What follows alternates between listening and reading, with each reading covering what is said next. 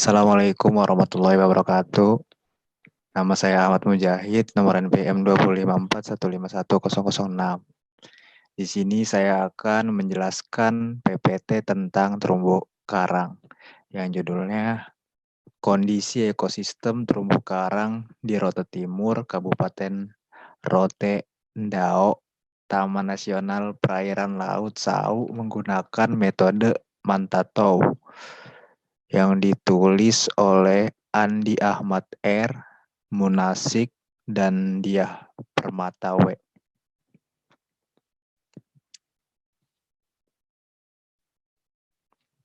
Nah, table of contents-nya yang pertama ada pendahuluan, yang kedua ada metode penelitian, yang ketiga ada hasil dan pembahasan, dan yang terakhir ada kesimpulan.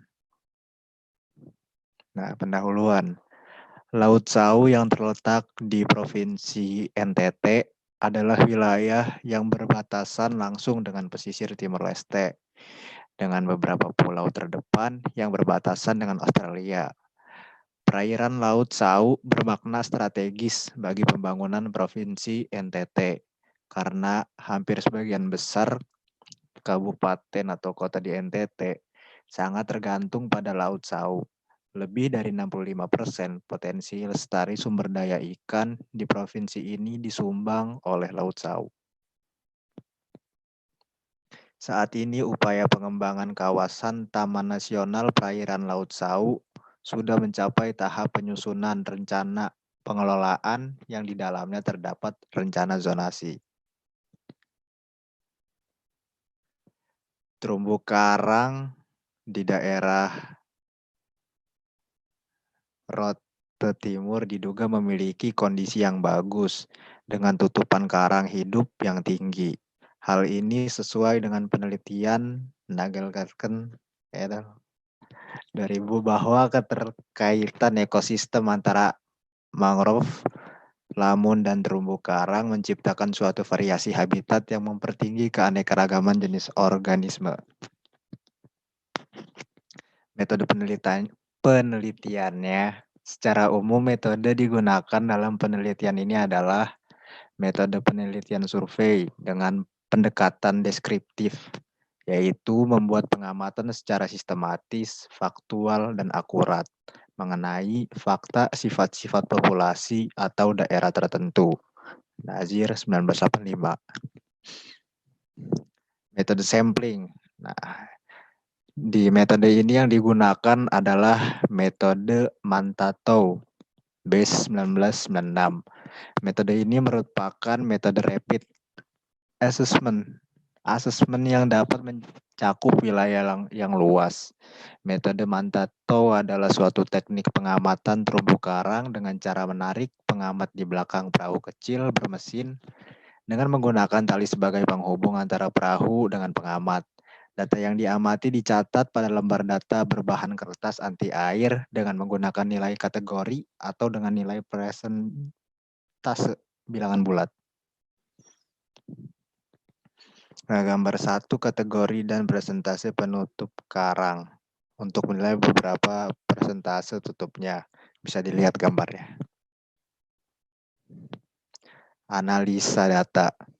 Analisa data-data yang diperoleh dikumpulkan menjadi satu dalam program Excel, yang kemudian diolah untuk memperoleh kategori kondisi terumbu karang sesuai dengan kriteria baku kerusakan terumbu karang sesuai keputusan Menteri Negara Lingkungan Hidup nomor 4 tahun 2001. Modifikasi. Nah, pada tabel 4 ini adalah tabel parameter kriteria baku kerusakan terumbu karang sesuai keputusan Menteri Negara Lingkungan Hidup nomor 4 tahun 2001. Bisa lihat ya. Nah, hasil dan pembahasan. Rote Timur adalah bagian dari Pulau Rote yang dipengaruhi oleh musim barat dan musim timur, BKKPN 2010. Pada saat dilaksanakannya penelitian, kondisi perairan sudah dipengaruhi oleh musim timur yang berlangsung antara bulan Juni sampai Agustus, sehingga sisi pulau bagian timur mengalami kondisi gelombang besar. Bisa dilihat gambarnya.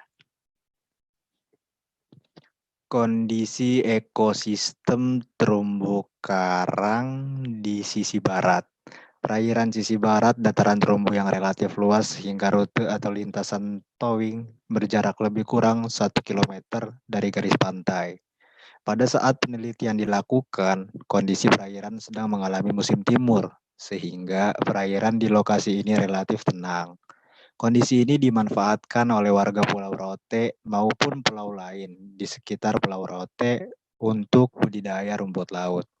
Karakteristik lain di lokasi ini masih terdapat sejumlah karang tepi yang terekspos saat surut dan di bagian pantainya terdapat vegetasi mangrove.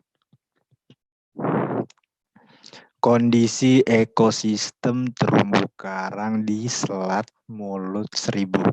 Sisi bagian Selat Mulut Seribu selalu terlindung sepanjang tahun. Di lokasi ini terdapat banyak sekali budidaya rumput laut yang menyebabkan kualitas air menjadi menurun karena adanya sedimen yang terjebak di lokasi budidaya, sehingga menyebabkan kecerahan menurun secara signifikan. Lalu ada kondisi ekosistem terumbu karang di Selat Mulut Seribu. Nah, Selat Mulut Seribu adalah perairan yang tenang karena daerah dan merupakan perairan tertutup, sehingga hanya perairan di bagian luar selat ini yang terpengaruh oleh perubahan musim. Karakteristik kelerengan perairan ini tergolong dangkal hingga curam.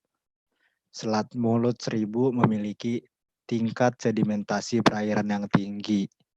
Hal ini terlihat dari kondisi kecerahan yang tergolong dalam kategori 1. Lebih besar dari 6 meter, lebih tinggi. Kondisi ekosistem terumbu karang di sisi timur. Sisi timur, Rote Timur diwakili oleh Teluk Papela. Lokasi penelitian dilaksanakan pada titik Nusalai dan dari desa Dayama sampai Batu Keko. Lokasi ini pada saat penelitian berlangsung merupakan lokasi yang berhadapan langsung dengan gelombang besar musim timur. Kondisi tutupan karang keras hidup di sisi timur lebih buruk dibandingkan kondisi di sisi barat maupun sisi Selat Mulut Seribu. Hal ini diduga dipengaruhi oleh aktivitas manusia dan energi gelombang yang besar.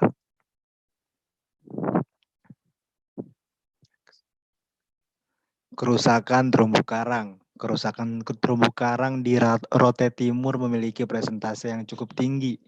Hal ini dilihat dari tingginya jumlah hard coral dead HCD, RB, RO.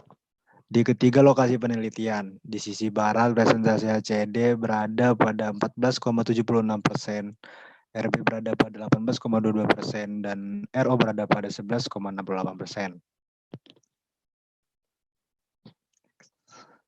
Nah, kesimpulannya.